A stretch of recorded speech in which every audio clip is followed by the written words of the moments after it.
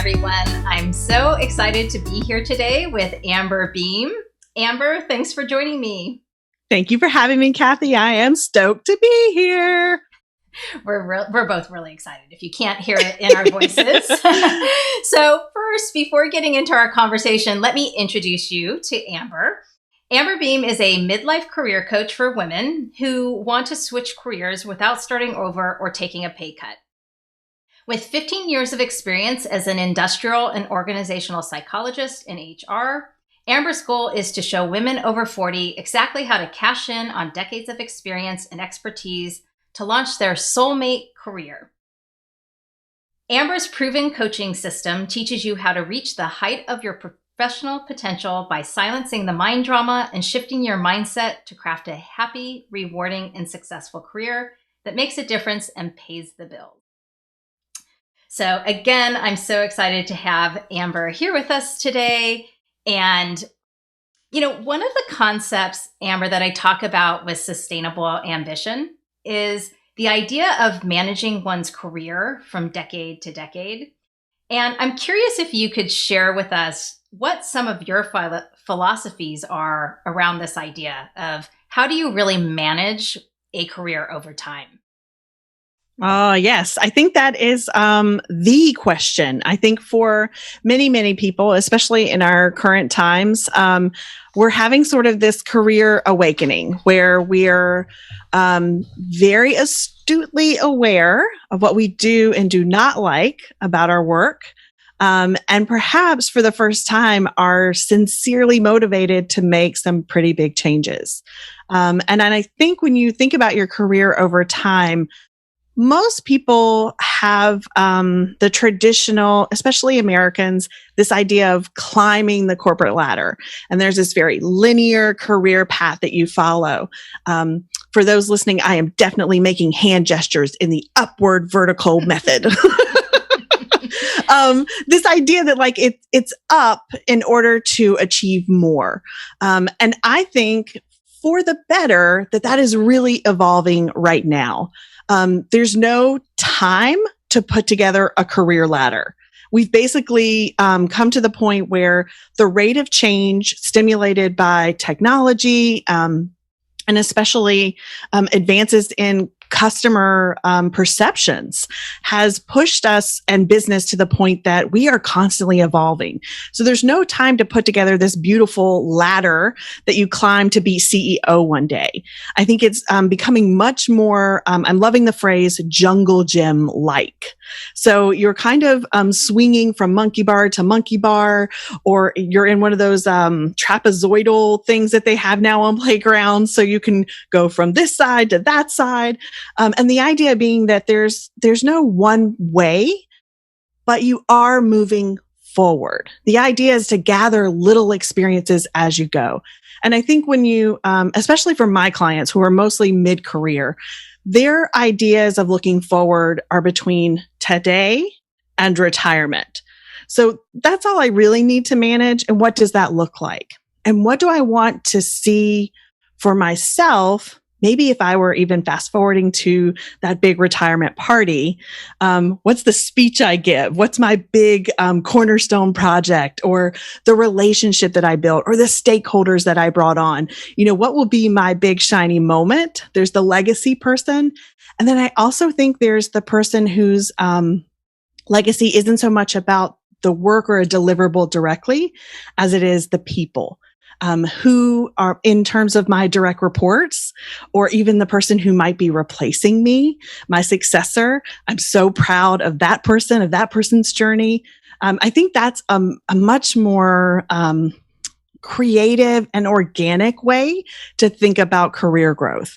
As soon as we can let go of this attachment to a ladder, I say ditch the corporate ladder. I think it should be used for firewood. I don't think it's good for anything. It really sets you up for this one and done kind of moment. And that just doesn't exist anymore. And having this idea of what talent mobility looks like, this moving around, is much more I think, freeing for employees themselves, but also for employers. You don't have to come up with a one and done solution to help someone into a promotion, let's say. It could be much more about sharing their skills around lots of different areas in your business. Wow, Amber, you just shared so many gems of wisdom. And I want to go back and unpack a few things. Sure. So one of the things, just to build upon what you're talking about in terms of burning that ladder, right, and getting rid of it. I had on the show Philip Van Dusen, a good friend of mine, who also had shared that he was coached to not believe in the corporate ladder as well, and instead to think of his career as a web. And I know you talk about like that jungle gym, right? Or that trapezoidal thing, whatever it's called on the playground. And I'm curious how you think about those lateral moves, or if you have any guidance as you're saying that, as people think about switching and getting those other opportunities, how do they think about navigating or selecting some of those options? Choose. I think there are two things. You can kind of have evergreen sort of antenna up and listening. And the things that and this is so funny, as an insider, you probably don't think to do this, but reading the press releases for your corporation really tells you what their big projects are, where they're spending money, what they're projecting to do next, what they've prioritized. And if you can read between the lines, and I'm sure your listeners can because they're extraordinarily brilliant, you can read between the lines and kind of assess, that they're going to be looking for somebody with these types of skills. And what you might be surprised to find out is that they're not always technical skills. Yes, we should all be advancing our tech skills and understanding digital literacy, even in this year, has evolved so quickly. Being sort of upfront and adaptable to new platforms is great.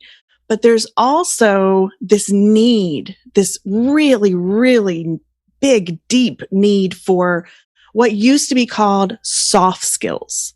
But I call them power skills. They are the types of skills like influence, negotiation, emotional intelligence, all of those kind of skills that take a while to acquire and are never really mastered, but you just get better and better and better with experience. They're super valuable because you can't train someone to do that in a matter of time. You can't bring someone up to speed quickly, which is a business manager or a line officer's number one priority. I have to get somebody up to speed right now so we can get to work right away. And I also need them to have these technical skills.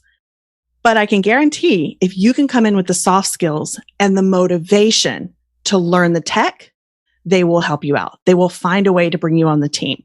And that puts you in a very powerful position for your next lateral move. Because not only are you building this web of skills, as you said, Kathy, but you're also creating this wonderful network and relationships of people who get to see you in action and can be champions for you when you're ready to do the next thing, whatever that is, or however long down the road that might be. It might be tomorrow, maybe 30 days, it might be longer, but suddenly you have someone who can be this advocate for you to say, oh my, I got to work with Kathy, and I can just tell you, when she comes in the room, it really lights up. People respond to her well. They're always open to hear her interpretation, to listen to her analysis, because she's presenting in such a way that makes it easy for people to want to know more. That is not a trainable skill. That is something you acquire with experience. And I think that is going to become the new trading value. That is basically your coin for the next decade, I think, of what career development looks like. Yeah, that's so great. One of the things that pops into my head when I think about those power skills, and I'm curious if this falls in the list, Amber, is part of what you're describing to me are people who can enter into organizations where they're asking people to be agile and where they're looking to kind of dial up teams. And also oftentimes these are teams that are innovating, right? They're doing new things. And I've done work in the past around what does an innovation leader look like? What are the skills and capabilities that people need to have in order to really succeed in innovation? And it's very different than running a base business, say.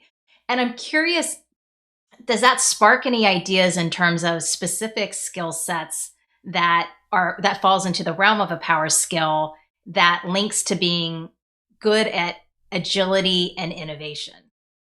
I would say those probably go hand in hand. And I would imagine there's, it's kind of like your grandmother's Sunday recipe. It got to be so good because she made it every single week, right? And there's just that way that she does it. It's just this pinch of something here and a little smidge of something there. I think that's kind of what's happening in your skill set. What an innovation leader might be relying on is probably a lot of relationship management skills and some leadership skills, and then also those technical skills. But my guess is the relationship management piece, inspiring others to kick things that seem old-fashioned, to the curb and try something new, but also allowing people the space to fail. That's a very special skill, making a place that's trusted and gives a lot of respect to vulnerability. That's not easy to do either. And I think those are the types of skills that are definitely going to be needed in an innovation leader. That's great. I'm curious too, you brought up even some of these skills that you're mentioning and the way that you're talking about them. You talked about people in mid-career and making mid-career transitions. And, people who are a little bit later in their career often feel there's so much talk about millennials and Gen Z, and Gen Xers aren't spoken about as much. And then you layer on a technology component. I live in the Bay Area, so that kind of comes into play sometimes too. Yet what you're describing to me are the people who have those power skills already developed are people that are a little bit further in their careers. So I'm curious if there's any advice you give your clients and mid-career changers in terms of how to bring those to life when they're either looking for that next thing, trying to figure out how they want to apply themselves going forward. How do you think about that for mid-career? Yeah, I recommend to my clients that they actually sit down and define their unique selling proposition. And that's more than just your strengths, more than just skills that you're good at. It's sort of that magic Venn diagram moment where a couple of circles overlap and you've got the sweet spot. If you can define that, if you can make it easy for a hiring manager to understand why you are superior to someone else, that seals the deal. And I think there's nothing that can do that more quickly than telling a story of where you're the heroine, you provide the situation, you give them the conflict. It's all like writing a screenplay, right? It's a mini movie, and you're sort of diving into all of the pieces that came into play and how you overcame these challenges to bring about victory and just relish in your results. That USP should be central to your story. I think there's nothing like having, sometimes your elevator pitch can feel a little flat, right? And you only have 30 seconds. But imagine if you had slightly longer. If you can tell someone a story, they can remember that much longer and more vividly than your elevator pitch. So they can recount it to someone else. If you're in one of the most likely situations for getting a new job, which is being referred, you will need this. You will need this story. You will need to convince someone to be your advocate, to be your champion, and having something that they can retell, even their manager or even HR. Having sat on the other side of the desk, I can tell you a convincing hiring manager can find funding for the person that they need to bring on. And a good story will help them do that. That's great. Yes. The power of stories and leveraging them in so many ways, right? From building your leadership brand to being able to sell yourself. That's exactly what that is. And being able to bring yourself to life is a very wise gem at piece of advice. So I love that. Going back to one of the things that you brought up was like talent mobility, as well as, you also mentioned like the current work environment and the climate that is kind of demanding that people manage their careers differently. And we've talked about something that you call the growth effect. And I'm curious how that plays into this current environment that we're living in today, the future of work. And I was just curious if you could tell us a little bit more about that. Yes. So this is sort of my brainchild after many, many iterations of working with individual clients, creating a framework or model around which to talk about kind of the steps involved and what it looks like to really bring your career into the next iteration, I think. And so the model itself is just the 3Ds, discover, design, and deliver. And in a corporate setting, I can see, well, I should say what I want to see. If I get my, my moment to make a wish, it's that we start to think about corporations in terms of how can we grow together? How can the business and our employees grow at the same time? And I think there's space for that with this growth effect model. This idea that we discover what work needs to be done, that helps the business. But we also take some time to really ask our employees, hey, I know you did some other things before you got here, and maybe you do some things on the side, like your side hustle, or work with charities. You've probably built up this elaborate understanding, skill set that we don't have any idea. As a company, all we know is what's on your job description. And that is super boring and way flat, one dimensional. But this idea is that we could get a better understanding of the full capabilities of our employees. And as an individual, my coaching around this stage is very much about that USP, understanding your skills, and breaking through the mind drama, which can be an entire podcast all into itself. But before we go there, the design phase is sort of like the matchmaking. So we have, do you remember back in the days when we could go to coffee shops and you would see the flyer with someone advertising babysitting services, let's say. So we get a little information about how great your babysitter is. And then there's the tear off moment where you could take that away and call her later. That's what the design phase is that matchmaking moment. Hey, I have some work, or I'd like to do some work. Connect with me and let's see how we can help one another. For corporations, this is career development, like amplified to the nth degree. This is an organic, natural ability to get your urgent work done by people who probably have the skills ready and willing to go now so that they can learn other skills themselves. Sometimes we forget that the best resources are right under our nose. We have no idea what the capabilities of our people are. Then we can't match them to these opportunities.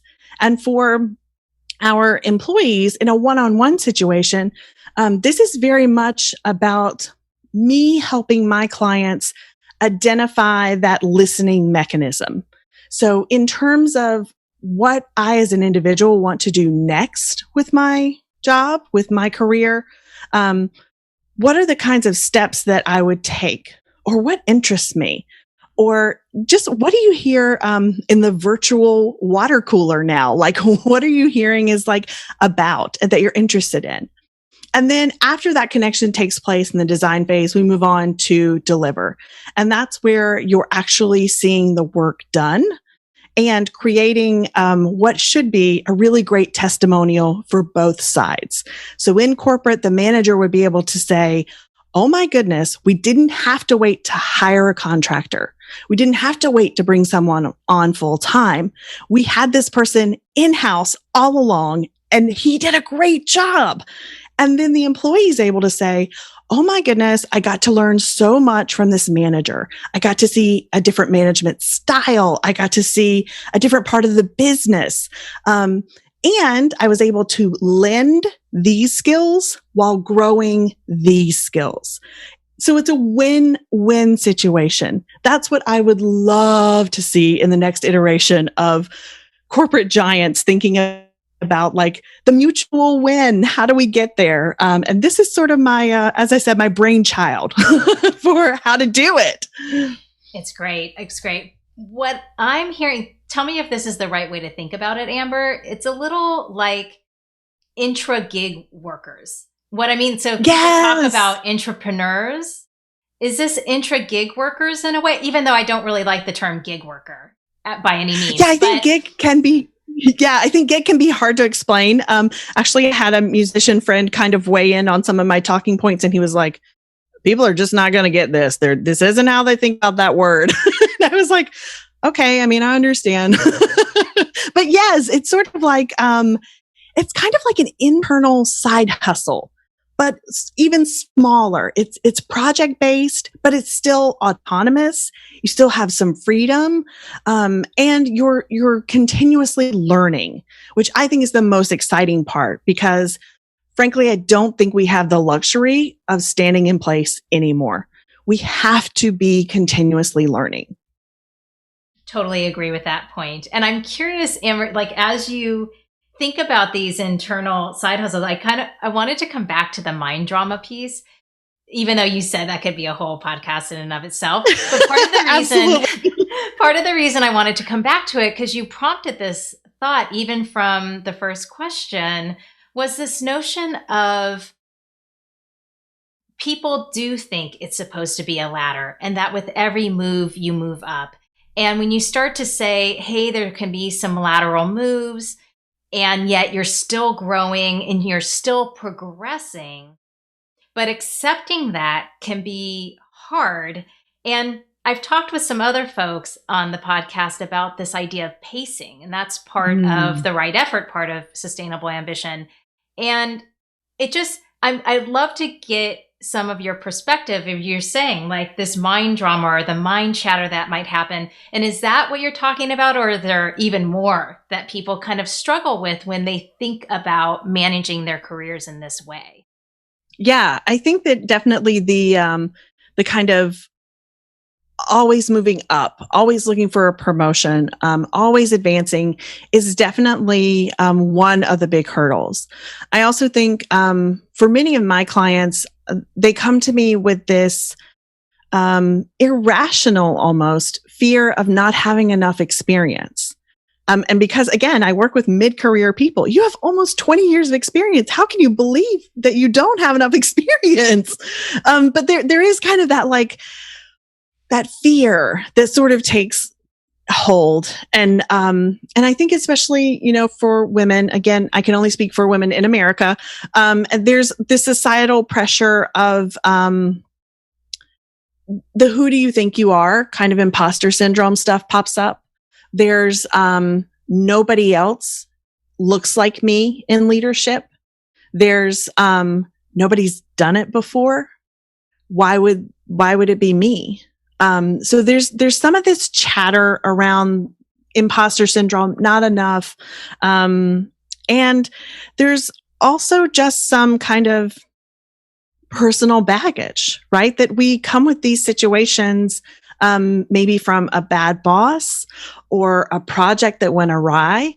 And there's some kind of nagging moment of, who do you think you are? Like, you think you can do this? You think that you can go from this person who's been in this kind of same box for this long to suddenly being somebody else just because you want to? I think there's a lot of kind of that chatter. Which brings up for me, I also wanted to find out your perspective on this, which is, because sometimes those things, like you're saying, it's imposter syndrome. it's just a story you're telling to yourself. But sometimes I think that's also that the corporate environment has not allowed or created an environment where this is okay and or that this is what's expected. And that's, I take away your comment about how I would like it to be in corporate America is this way. And so I'm curious, when you think about the growth effect or all of the things that we've talked about in terms of managing your career, not seeing it as a ladder, making these lateral moves, what is the responsibility or advice to the employee and the individual? And what's your advice to a company and what is their response? I would say the companies who are on the cutting edge know that this is, it's not coming, it's here. The future is now. This is a must, not optional. For any of those laggards, it'll bite you in the butt. I mean, it's gonna come, it's gonna get you. And I think that top talent, especially people who have been very ambitious in their career, again, we are scanning, we are listening, and we're taking note of companies who are doing these things. Who is positioning themselves to speak to employees in this manner? Which companies are trying to make places for the individual contributor who doesn't necessarily want to manage others, but has a wealth of expertise that can be shared in many different ways. And I think, again, cutting edge companies are there. And I also think a lot of companies who are in like the best places to work list, I think that they have ambitions to be there. It's definitely something that they're open to hearing more about.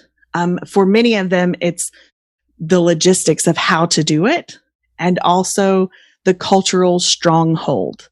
Another entire podcast could be spent on talent hoarding. We've all met that manager. But I think that's a huge part of the culture too, is creating this shift from they're my people to they work for our organization. And this is a wellspring of talent that we all get to use. That's a huge cultural shift. But there are ways to make that happen. And I think for the employee, it's definitely going to be an uphill road for a bit.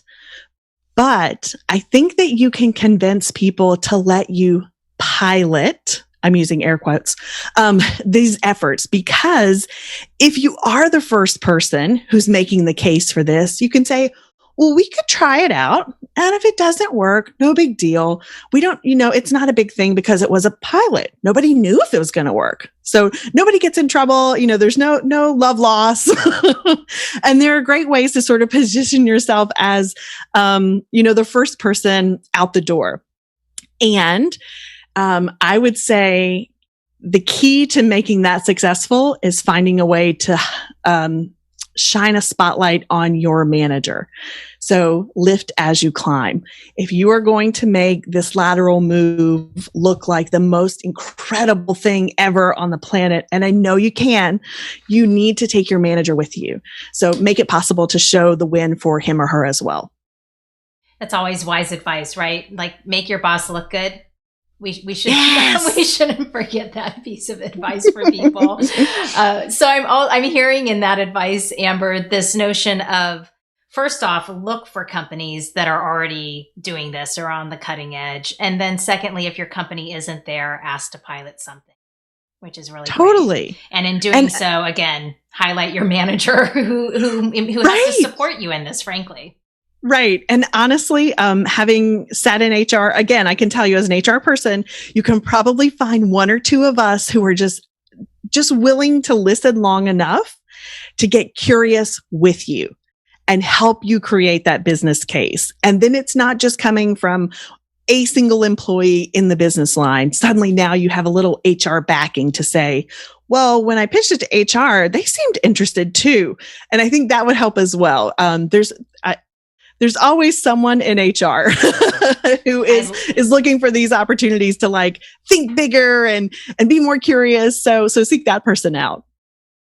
Very wise advice to find an advocate in HR. I really love that. One of the things that you're also bringing up for me, Amber, and I'm curious of your perspective on this, is oftentimes within companies, employees think that what is offered is what is available.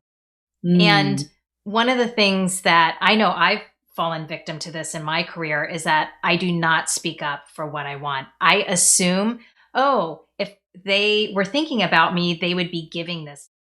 And I end up, I've kind of written something around speak up before you leave.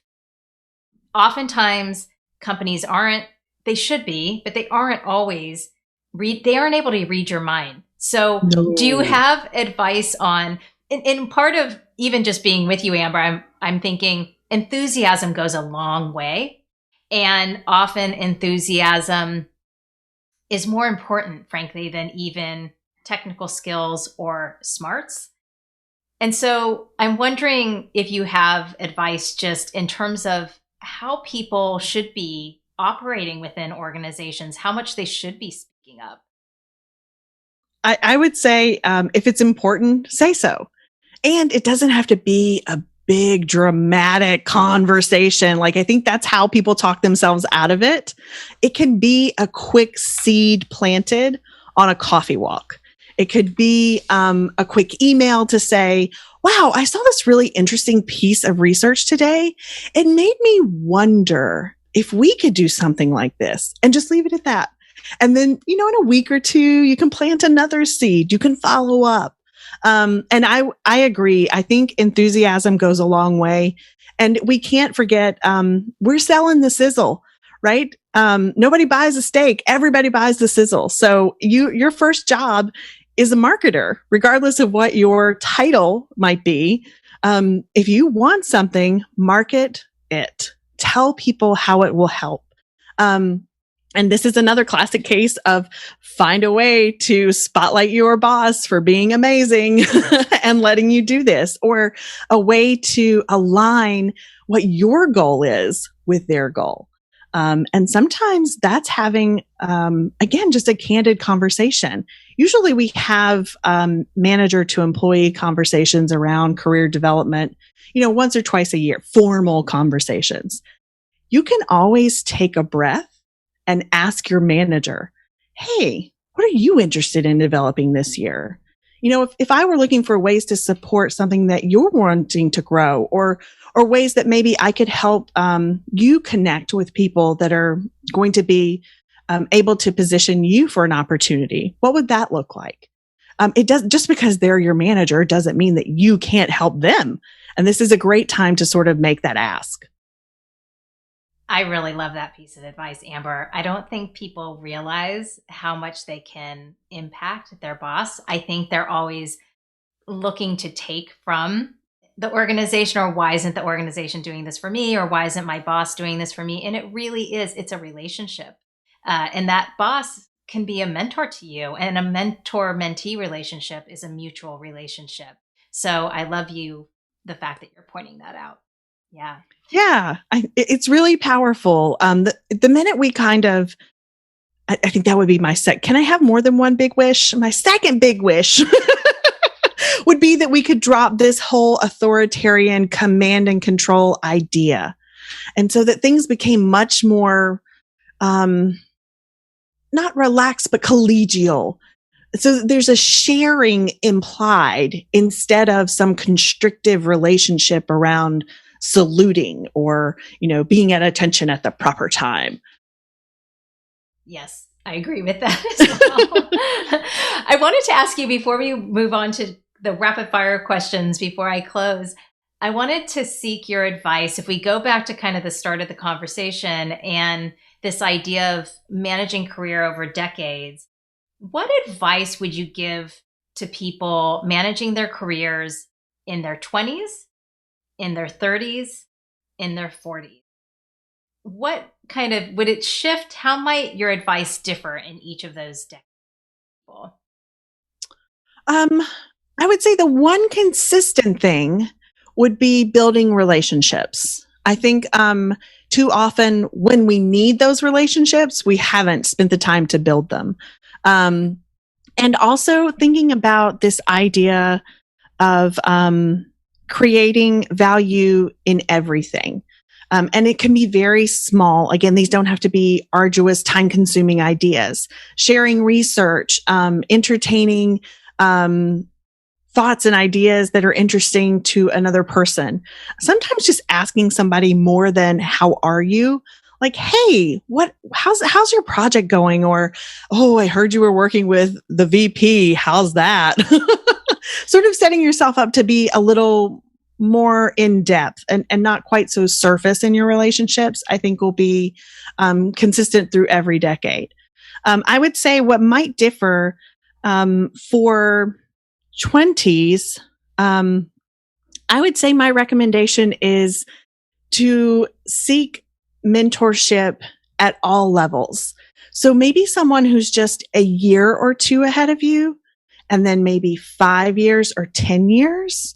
And also building up a really great peer group, which sometimes in your 20s in corporate feels like there's 2 or 3 other people in some situations.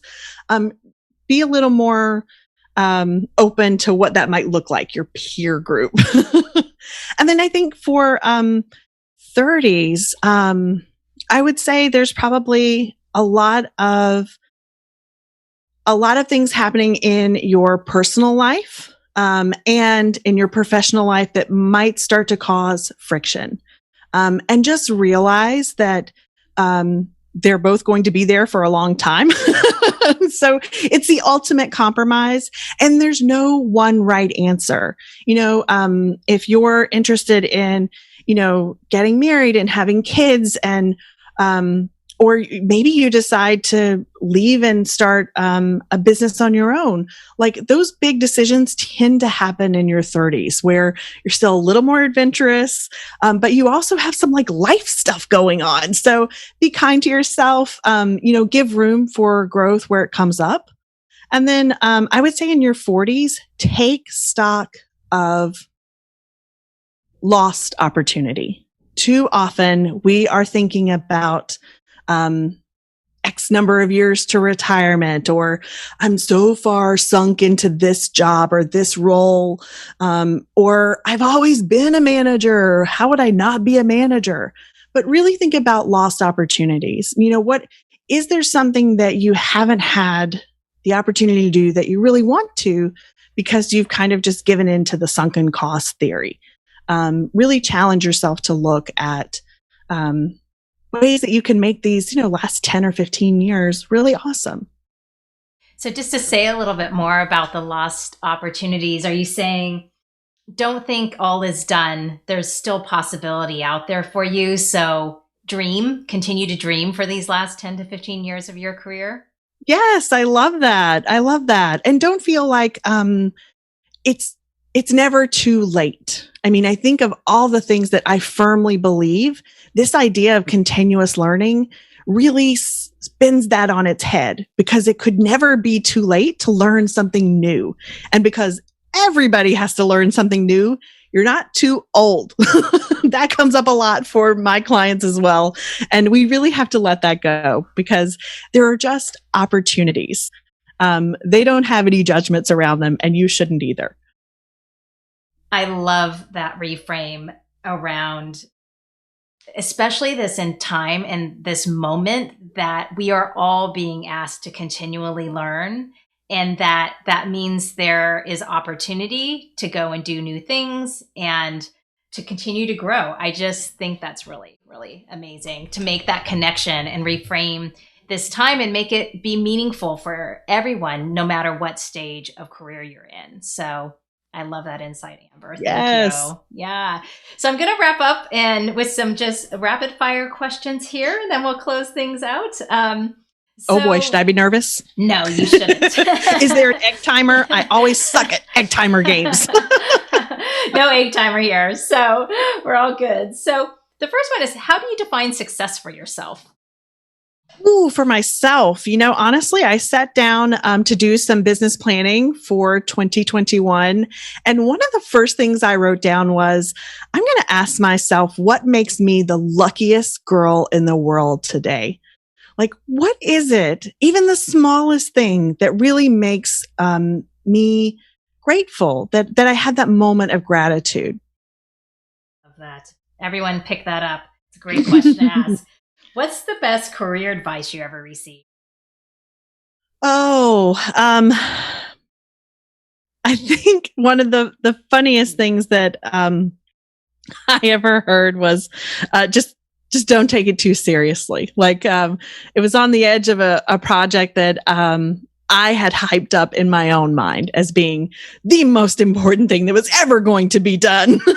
And I was near the brink, and a colleague kind of said, you're doing a great job, but there's more, to this. It doesn't have to be this big of a deal. I was like, oh, well, okay. So don't overhype yourself. That tends to be, a tendency for me. How do you like to take a break or pause? Ooh, so I have used the tomato timer for some time now, the Pomodoro method, where it's interval kind of work. There's a lot of good research around that if you haven't heard of it. And it allows me to take breaks on a timer. So I'm forced to, especially right now, get up out of the chair and go for a walk. And usually that could lead to a third cup of coffee, which isn't the best habit, but it is a break. I'm with you on that one. I'll put something in the show notes on the Pomodoro method. What's your best time-saving or productivity tip? Ooh, I mean, definitely the tomato timer is good. I would say I'm also, and I've shared this a couple of places. It feels like I've said this many times this week. I'm a Luddite, so I prefer to start with things on paper. And I have recently been reassured by some research that if I turn that into a doodle instead of just words, it is actually more powerful in helping you kind of sequence things. So I thought that was interesting. So I guess that'll be something I'm adapting from my words to be more of a doodler. What's one thing you can't live without? Ooh, it's definitely music. Fabulous, Amber. This has been such a great conversation. As you can tell from the time, I could probably talk with you for a lot longer. But we are out of time. So I'd love to just ask you two final questions. One is, not that you've not given our listeners a ton of advice already, but what's one final piece of advice you'd love to leave people with? I'm going to share something that I recently heard, put so well. We can be passionate about many things, and we should. But in terms of career, we should let the marketplace dictate.